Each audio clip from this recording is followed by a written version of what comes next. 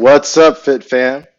Hello, my name is Jason Harris, unofficially the fittest commercial real estate professional south of Boston, aka Coach FitPro J, your diet-free fat loss specialist. I've been there, done that, and now help others do the same. I help successful busy people turn their mom and dad bods into oh my god bods without overwhelm, moving and keeping it real. Using my three-phase program, Diet Free Boot Camp for Successful Busy People.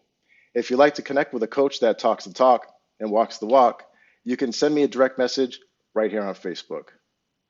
Thanks for tuning in. I have one of our very own group experts backstage. Tonight, Tiana and I are going to talk gut health. We will be discussing the importance and overall health benefits of a healthy gut. Tiana is also going to share some of her experiences with us from her practice. What exactly is gut health? A healthy gut contains healthy bacteria and immune cells that ward off infectious agents like bacteria, viruses, and fungi. A healthy gut also communicates with the brain through nerves and hormones, which helps maintain general health and well-being. Gut problems or an unhealthy gut can wreak havoc on you in many different ways. Let's bring out our group expert, Tiana, from backstage and get into this. All right. Hey, Tiana, how's it going? Hey there, great. Great, great. We do have a lot of, Tiana's one of our group experts. I know we have a lot of new members that haven't met you yet. Could you please give a little intro for yourself? Absolutely. So as you can see, my name is Tiana Celesia.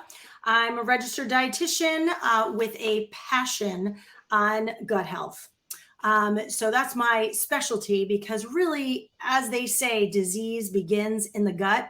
So healthy gut, healthy life, feel more fabulous. Awesome, awesome. That's right. So today, what we're going to do is talk about gut health and the importance of it. And I kind of gave the definition of what a healthy gut is, the general, in a general sense, anyway. But I didn't get into uh, the importance of it. And I'd like you to kind of touch on, your take on a healthy gut, and if you agree with that, and then also uh, the importance of a healthy gut as well. Absolutely. So to back up a little bit, we talk about the gut. I think it's important to really expand what is the gut, right? So we talk about our intestines, we talk about our stomach. And I think when people think gut, they kind of think gut feeling, right? This middle section of our abdomen. But if we want to be more accurate, it starts in the mouth and it ends at the other end, right? If we stretched it out, it's a really, really, really, really long tube. And we may not think of it this way, but that tube is outside of our body. I always say that's kind of a cool thing to think about. It's like it's outside. So what we're putting in us is in, but it's actually outside of the body. So a healthy gut also entails, being able to take what's from outside of the body and get it in, but also keep what we don't want out. Does that make sense? Yeah, exactly. I mean, I don't know if of all the audience knows, but the gut or microbiome, if you will, right? Uh, it's healthy bacteria and bad bacteria, unhealthy bacteria, and it's the balance of those that you want to kind of is that kind of along those lines. Yes. So we talk about these bacterias. I mean, we can use the words good and bad, but again, it, yes, but it is about the balance. And it's also not just the microbiome is a big part of this. And there's a microbiome in our mouth, not much so in the stomach. I mean, it travels through the stomach, but hopefully we don't have a lot of stuff hanging out in the stomach because the stomach is very acidic. And then there's certain biome in the small intestine, and then the biggest biome is in the large intestine. But also this healthy gut, this tube also has multiple layers.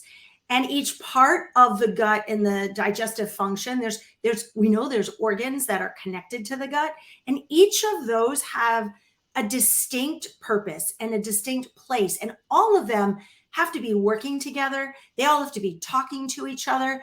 So we talk about microbiome, but the world of the gut is so much more. I mean, if we had a couple of hours, we could really get into this, but we'll try to narrow it down so we let people sleep tonight. Well, I didn't even know right there, just in what you had given us this information. I mean, I didn't even realize that uh, the microbiome is something much bigger, and it's really broken down. So I'm assuming you have different bacteria and the different organs and different sections of the microbiome as a whole. So uh, can you get like what I'm saying is in the different sections of the microbiome, there are many microbiomes, correct? I would say so, right? Because there's the mini microbiome in our mouth, which again, there's beneficial, but there's also the ones like that if there's an overgrowth, they can cause dental caries, like cavities, right? So we know that we brush our teeth because the bacteria on our teeth that form that plaque and that biofilm, let's say, in our mouth, they will use the food that we've eaten to multiply, right? And then their byproduct is an acid, and that eats away at the teeth. So people are like, oh, sugar is bad for the teeth. Well, sugar feeds the bacteria that's hanging out there, and their byproduct is what decays the tooth. So it's not actually the sugar, it's the sugar is actually a catalyst to feed the bad bacteria to cause that tooth decay and damage to your gums and whatnot. That's a great way to put it, and that then leads into what we're eating is also feeding our microbiome, which plays a role in why some foods are better for us than others, because the different foods that we eat feed different bacteria. So if we think about fruits and vegetables, they tend to feed the beneficial biome, the beneficial bacteria. Sugars and processed carbohydrates, things that don't have a lot of nutrients, they'll tend to feed the not so nice guys down there, Oh, right? so another reason to, not eat that stuff, not eat refined carbohydrates and sugars a lot. That's another great reason. I didn't even think of that angle. Or Yeah, most people don't think of that angle. right. And some of the reasons we eat fibers and starches is to feed the good guys. We want them there. We want an abundance of them. And if we don't feed them those foods, they'll die. I mean, or they'll be in low numbers, and then they can't fight their battles to kind of stay, to keep their armies, in a large enough amount. Again, it's Yeah, that shifts the balance. Shifts the balance. So yeah, so as far as fruits, and vegetables, feeding the good bacteria, I remember us having a conversation too, but the fiber within the vegetables inside your digestive tract ferments, and that fermentation is when the good bacteria feeds, and that's the way the cycle works, correct? With vegetables, right. So feeding what's the good happening bacteria. is the bacteria feeds on it, and that byproduct is what we call fermentation. Just like if you were fermenting sauerkraut, if you take cabbage, you take a bacterial strain, and the process of fermentation is them breaking it down. So So it's that the bacteria is causing the fermentation, whereas they feed upon the fiber. I see. I thought I had that in reverse. yeah, I mean Okay. they feed on their food, right? So we'll call it fibers and things. Hmm. Again, that's a piece of this gut picture. Is this microbiome? But when I talk about gut health and that it's the foundation, we're also talking about all the other parts that are contributing to proper digestion of food. So, gut health, yes, we can talk probiotics, prebiotics, postbiotics, but what about just basic digestion? And certainly the bacteria does help somewhat to break down food. It's part of this process, but the main type of digestion is happening through enzymes. That's another piece of what makes a healthy gut is starting with, thinking about food. starting to produce those enzymes in your mouth, the salivating and stuff like that, smelling things, being in a relaxed mode. And the first part of digestion and a healthy gut is proper chewing. Sometimes we forget some of the simple things, about eating hygiene is if we are rushed and stressed and gulping food, how do we expect to get the nutrients properly from that food? It's not broken That's down. where it starts. Exactly. So one of the things that I forgot to ask the audience, we have a few people watching. If you have any questions about gut health, go ahead and throw it in there in the chat there on the comments, so that we can go ahead and maybe get some answered, or get some information specifically on what you guys are looking for as well. So just keep that in mind as we go here. And we do have one comment here. Someone, Facebook user, greetings. They're watching from the group, obviously. But yeah, I'll see who that is later. But yeah, if you have any questions specific, with gut health, go ahead and toss them in there, and I'll see them, and I'll ask Tiana. So Tiana, as far as gut health is concerned, and the impact, I think one of the biggest things people are trying to still do. We're in February, is fat loss or weight loss. That whole thing, the New Year's resolution thing. Um, that's one thing, and then we have another thing coming up. We have Valentine's Day, chocolate, right? Refined sugar. So then you get that coming too. So my question is, or for the audience anyway, for the information is, how important is gut health for fat loss? Okay. Well, so again, we're talking about this entire system. So if there's stress on the system, there's stress in our body. We all know what stress does for the weight loss process. So stress comes in many forms, but if the body has stress in the digestive system and you're not digesting properly, you may not be able to extract proper nutrients. We know that we need nutrients to get energy from our food. We know we need nutrients to support fat breakdown. So every step of the way can be an issue. We also know if you're not properly digesting, you're not going to have a good amount of vitamin mineral absorption. And anyone who's insufficient, maybe not to the extent of deficiency, but you have nutrient insufficiency, maybe that's also a contributor to cravings and hunger, because your body's saying, you're not giving me what you need, what I need. So feed me more. Now, we might choose the wrong things and perpetuate this problem, but that can lead to cravings.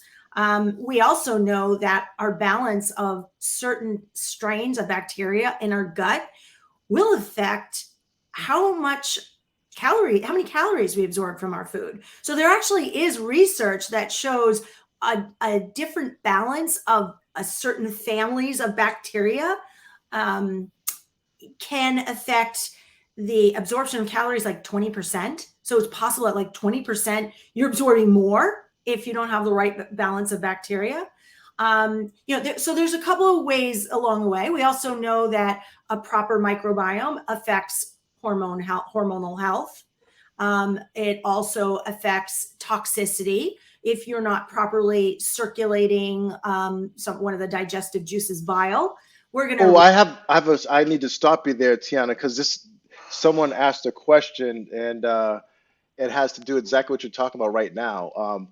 How do cleanses affect your biome? But let's go down that rabbit hole real quick. I didn't mean to interrupt you. I know yeah. So it's all going to be affected through multiple channels, right? Okay. So how do cleanses affect your biome? Well, first we have to define, what do we mean by cleanse? Right. I'm sure they're probably. Oh, I'm sorry. I'm sure they're referring to. First, when we throw around certain terms like detoxes and cleanse, are we talking about a cleanse like we're taking a whole bunch of roughage and fiber and literally trying to, really clean out the tube, right? I mean, if you're doing it to an extreme, you can disrupt the biome. So that may not be a good thing.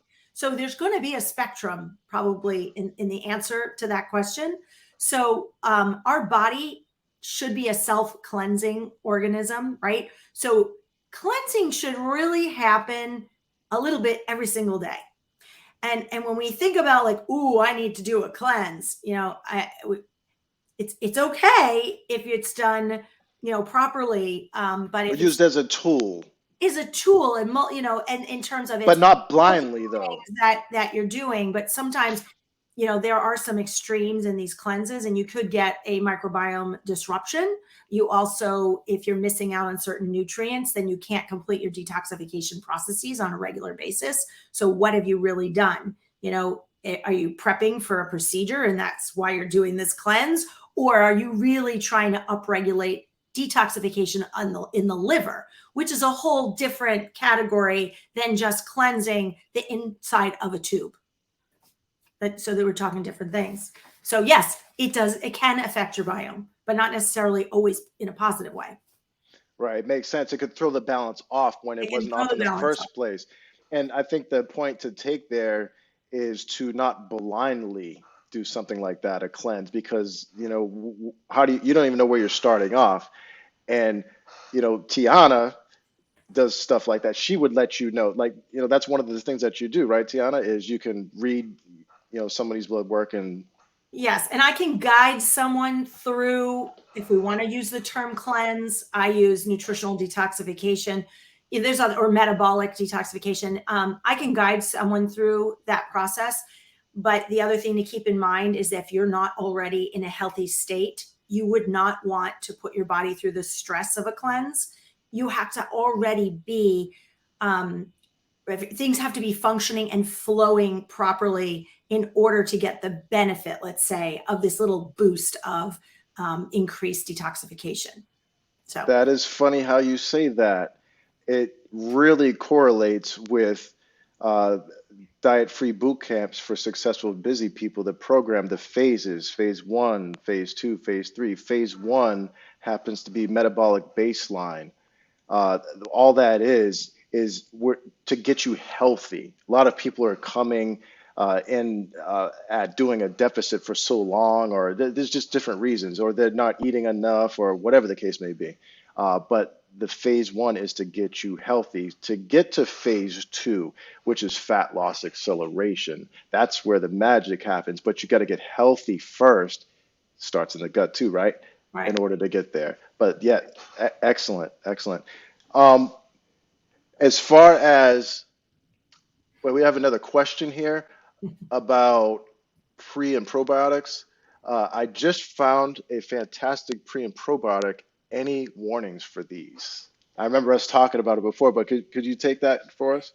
That's too general. I mean, fantastic. I mean, No, maybe you answer it in a for general you, way. That's right? fine. So it's the kind of thing where uh, everyone is an individual, and what might be good for one is not always good for the other. So when we're talking a prebiotic, we're talking the food for the probiotic. And so I wouldn't, so in terms of any warnings for those, it might be that know where you're at and what symptoms you might have and get a general sense of where your microbiome's at, because some people have an overgrowth. And not that you want to eradicate everything and kill everything off. You don't want to go on a killing spree on the inside of your body, like through antibiotics or even herbal antimicrobials can have similar effects. If you have an overgrowth and you take a prebiotic, you could be feeding too many of the ones that are already overgrown, and then you're going to get more gas and bloating. Same thing with a probiotic. When it comes to probiotics, if you're taking specific strains, do you know that you need those specific strains? So there's it's not a simple question. So that's my warning: is know what you're doing. Try something. The rule of thumb is you try something until it works, and when it doesn't, then you make a change, right? So I don't think you really can harm yourself by trying a pre and a probiotic. But some people will say, oh, that didn't work for me. well, that's a sign that maybe there's an overgrowth or something's out of balance already. Time to go see Tiana. Yeah, because See what's going on. sometimes you have to go through a removal process and then a repair process before you go and re-inoculate. You know that you've heard those. There's many programs. There's 3R, 4R, 5R, depending on which pathway you go. But sometimes remove or reduce is step one. And if someone has an overgrowth of a certain bacteria, you can even have an overgrowth of a beneficial bacteria, right? And especially you can have an overgrowth that's in the wrong place. Remember we talked about this long tube, and there's supposed to be different numbers of bacteria in different parts of the tube. So in the small intestine, you have an overgrowth and you start taking prebiotics that can create more of an overgrowth in the wrong place. So those are my warnings. You know, if your best friend says, oh, you got to take this, just know it might not be right for you. Exactly. And then the point is too, well, yeah, the user said thanks, it makes sense. So we definitely answered her question, or his. We'll find out who it is after the fact. But anyhow, the point is, if you do, go ahead and try one out, and then you have an issue, go see Tiana, figure out what's going on, or see somebody. Don't just blindly self-medicate or try to do it yourself. Go see somebody, especially if you're feeling bloated and all that stuff. It's not a good way to feel. So if anybody has any other questions, go ahead and put them in the comments, and I'll queue it up. But let's get back. We first talked about gut health, and we got into the importance of it, and how large it is and everything like that. And then we started to talk a little bit about cleanses and the effects, and it sounds like a lot of it comes into balance and whatnot. Do you have any examples from your practice of someone coming to you with some sort of digestive or some sort of issue with the gut, something common that, or maybe not so common, and the steps you kind of work through with them, or what transpired, if you will? Do you have any of those?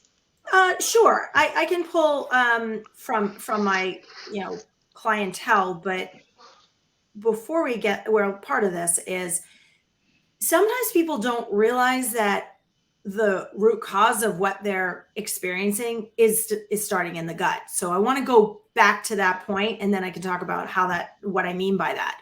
So I get a client who her concerns are joint stiffness, some skin irritation, high cholesterol. And you go, okay, what does that have to do with the gut? Right? So, I mean, there's more to the story in terms of the symptom questionnaire, but they think that's what they're coming for. I want to fix my joint pain. So you do an investigation, perhaps we do some testing, we might look at lab work. And in this particular case, we did actually do a gut test, AKA a stool test. And we took a look at what's going on. So that does mean we get a sense of what is supposed to be there and what are the numbers of those, what's not supposed to be there in high numbers, and what's going on there. How strong are the digestive juices? There's a marker in a test like that tells us about your stomach acid and how strong the stomach acid is. So those are just to touch on a few points. It can also pull up if you have some pathogens, but even without pathogens, like having an overgrowth of salmonella or a parasite. I'm not even talking like the scary stuff. I'm just talking what we call general dysbiosis. That's an imbalance in the gut bacteria, in the microbiome. So we started with the gut. We started with kind of calming certain overgrowths, and then supporting the good guys to bring that back into balance. And then we also supported stomach acid. So it was all interconnected because there is a particular bacteria that can overgrow in our stomach that can cause our stomach to decrease the acid production. And it's a very, very, very common bacterial overgrowth that a lot of people have. And that has to be addressed first, because you can't just throw stomach acid into that, because these little guys, these little mean ones, are going to basically, like a fire hose, spray stuff out that then decreases the stomach acid. So it's like this fight. So we had to get those numbers back into balance. It's not about getting rid of 100%, just bringing it back into balance. Then we supported stomach acid. Now, why do we even go here? It's because that's the process of actually breaking down the food properly, so you don't get these particles that are too big and undigested going into the digestive system. But also, we want to break down and be able to absorb the minerals. So there's a couple of other processes here that poor digestion leading to overgrowth, leading to irritation of the gut lining. Now you start to have like some more permeable gut lining. Things get into the bloodstream that shouldn't be there. Our body attacks it and our joints get in the way. Or we don't break down a substance called oxalates. Think of it as like a chalky substance. And then that collects in the joints. So that is like an example of, we went through this process to bring things back into balance. And, that's when it's like, wow, I don't have stiff hands anymore. Right. And usually you also get people's skin clearing up and just general digestion and general energy and that kind of thing. But that person didn't have any idea that the joints were related to her gut. So that's just an example. No, that's awesome. I mean, another correlation in a physical sense is if you have, I don't know, like hip pain or whatever in one hip, and it's because you are limping along because you have a problem with your left ankle. It just goes up the chain. But yeah, I mean, so you really go and treat the actual, not the symptom, you treat the actual problem, and then you Yeah. support okay, that's Support awesome. normal function, Hmm. because I shy away from the word treatment, even though every once in a while people will say, "Oh, Tiana gave me this treatment plan," and I correct them.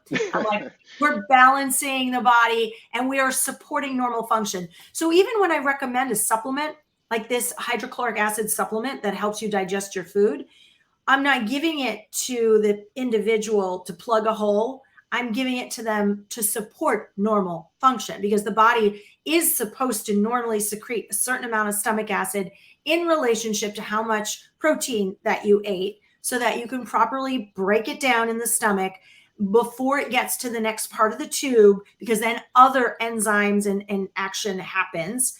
But you have to have step one before you can properly do step two. And the body should be able to produce the right amount of acid. But for the example I just gave, this overgrowth of a certain bacteria can affect stomach acid, but so can stress, low vitamin D, antibiotics, hormones, toxins.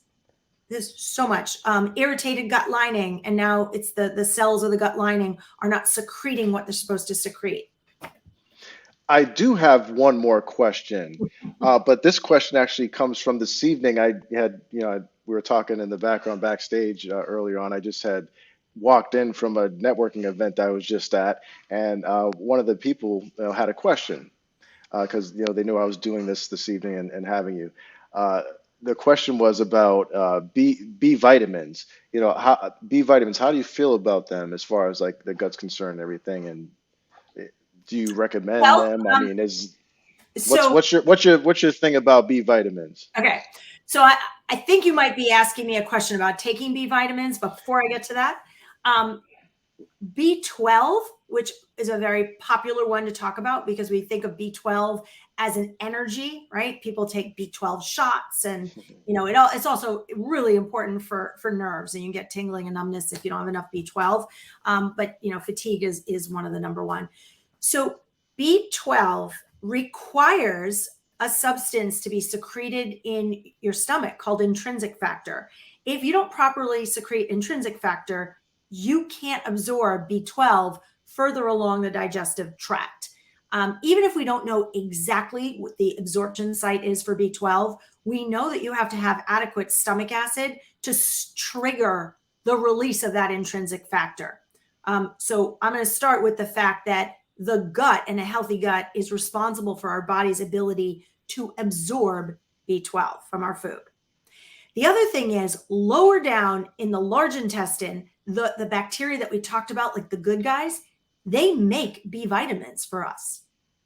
So a healthy gut is already providing us with the ability to break down our food and absorb the B vitamins from our food, but it's also making some of our B vitamins. So now, if we want to answer the question, what do I think about B vitamins? I mean, B vitamins are fabulous. Some people need a little extra help. Would I take it from a pill? I wouldn't start there. I would start with food first.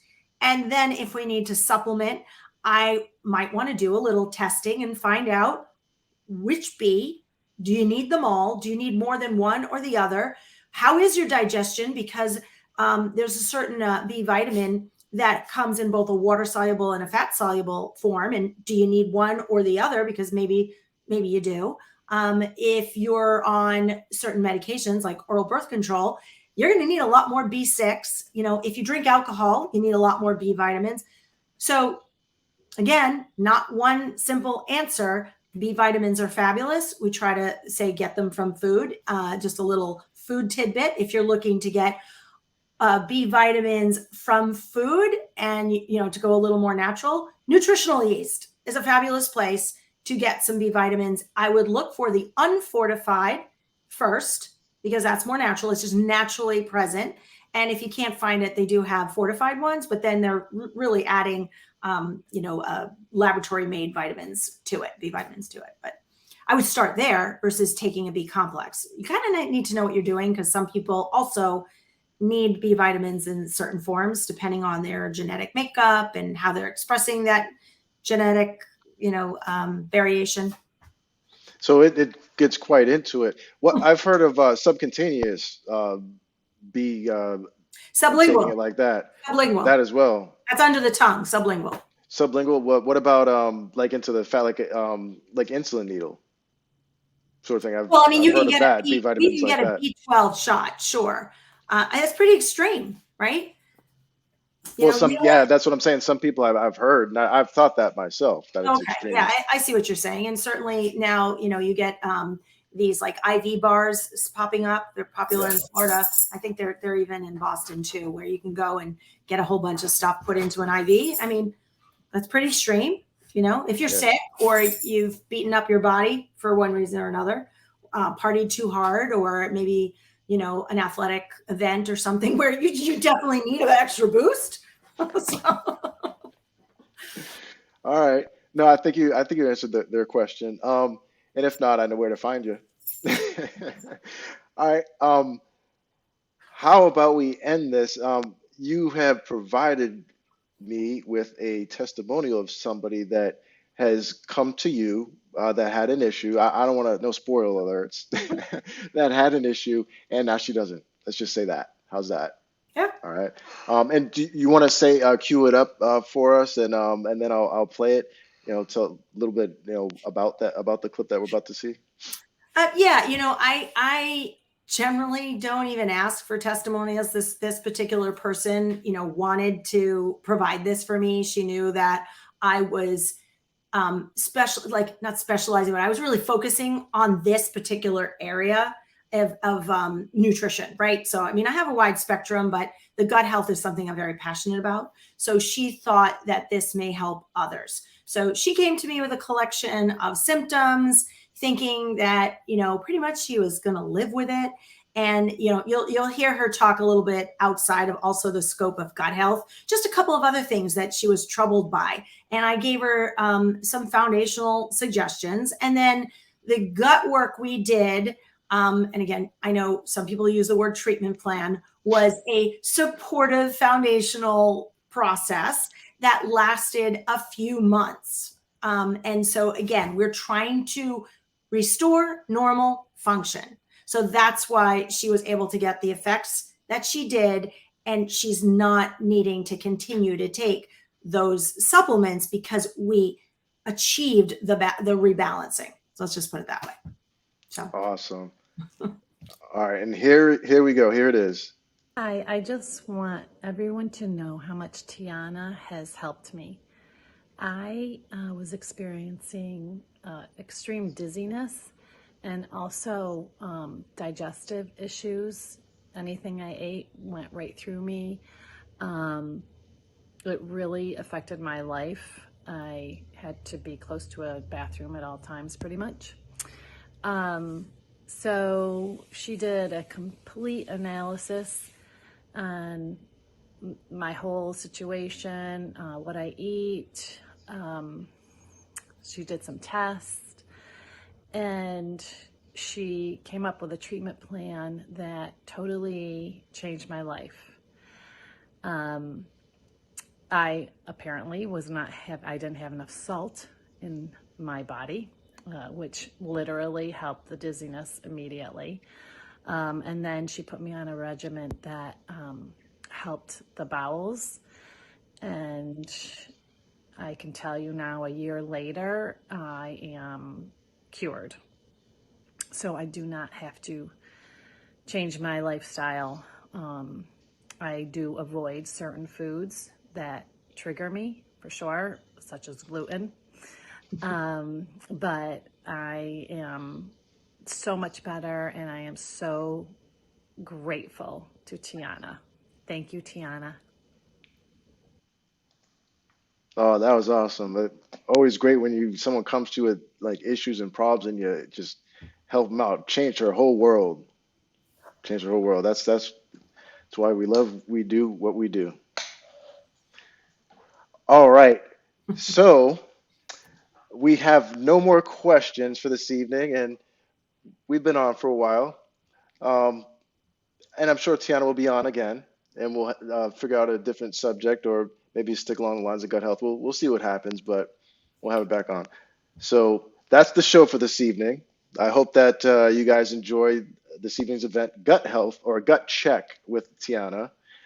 You can contact Tiana right here through the group, or Tiana, is there another way that they can get in touch with you? The simplest thing is the website, tianacelesia.com. If you see how my name is spelled here on the screen, and you'll see it all over our Facebook page. That's probably the simplest thing. Okay, and I'll go ahead and put it in the comments section under this video as well.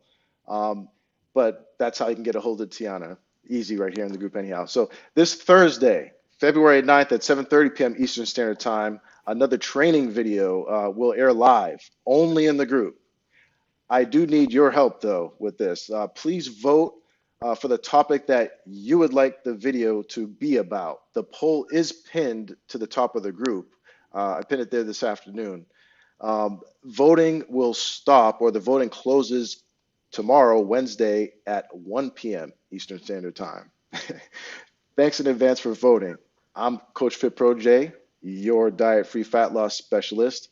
I've been there, done that, and now help others do the same.